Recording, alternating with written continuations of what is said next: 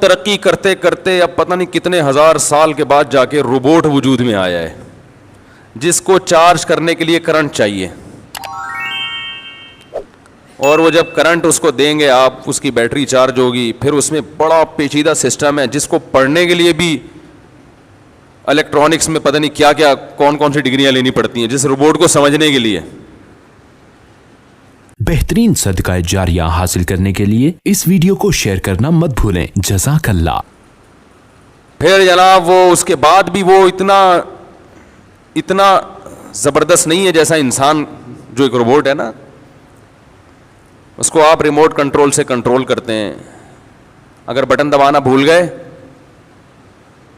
تو وہ کیا ہو جائے, وہ چلتا چلا جائے گا. آپ کے ریموٹ کنٹرول کی بیٹری ختم ہو گئی, روبوٹ کی سمجھ میں بات نہیں آئے گی, وہ چلتا چلا جائے گا, وہ لگا دے گا کسی کو 2-4 جا کے تھپڑ. تو جبکہ ہم جو ملازم رکھتے ہیں اس کو پتا ہے کہ آج صاحب کی طبیعت خراب ہے, آج ان کی بیٹری چارج نہیں ہے, خود ہی کام کر لو سارے.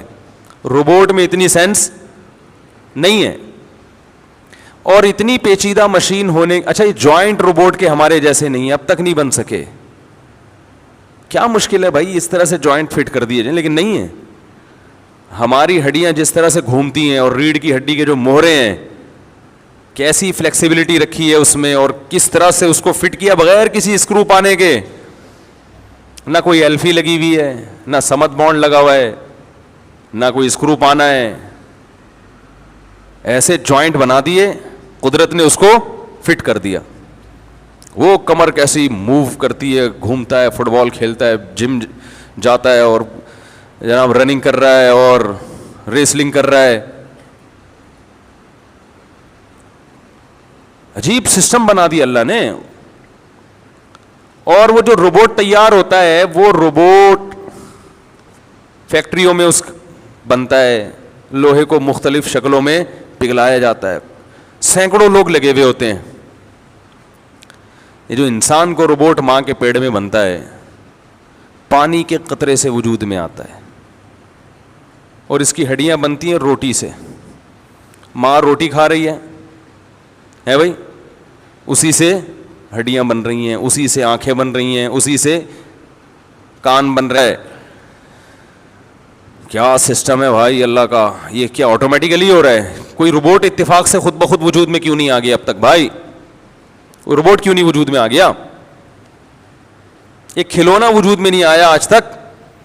کبھی آپ کھلونے کی دکان میں گئے, آپ نے کہا کہ مجھے اپنی بچی کے لیے گڑیا چاہیے, ڈال چاہیے, اس نے لا کے دے دی. انہوں نے بولا کہ یہ ہزاروں سال میں اس شکل کی ایک گڑیا, بے جان گڑیا وجود میں آئی ہے ڈاروین کے نظریے کے مطابق.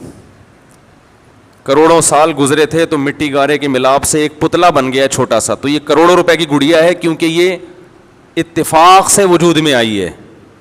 سمجھ رہے؟ یقیناً کروڑوں روپے کی بکے گی وہ, لیکن اب تک ایسی گڑیا وجود میں نہیں آئی. تو بے جان وجود میں نہیں آئی, جو چلتی پھرتی گڑیا ہے, جو ماں کی گود کو بھرتی ہے, جس میں اللہ نے محبت کے جذبات رکھے, جسے پتہ ہے کہ مجھے فیڈ کہاں سے ملے گی اور کیسے حلق میں اتارنی ہے. یہ گڑیا بھی وجود میں آ گئی, اور اس میں دودھ پینے کا طریقہ بھی خود بخود انسٹال ہو گیا ہے بھائی. یہ سارے سافٹ ویئر بھی انسٹال ہو گئے, اور اس کو ماں کی پہچان بھی ہو گئے. یہ پاگلوں والی باتیں ہیں. میں اس کو Thanks for watching. Don't forget to like, comment, share and subscribe to Mufti Tariq Masood Speeches channel.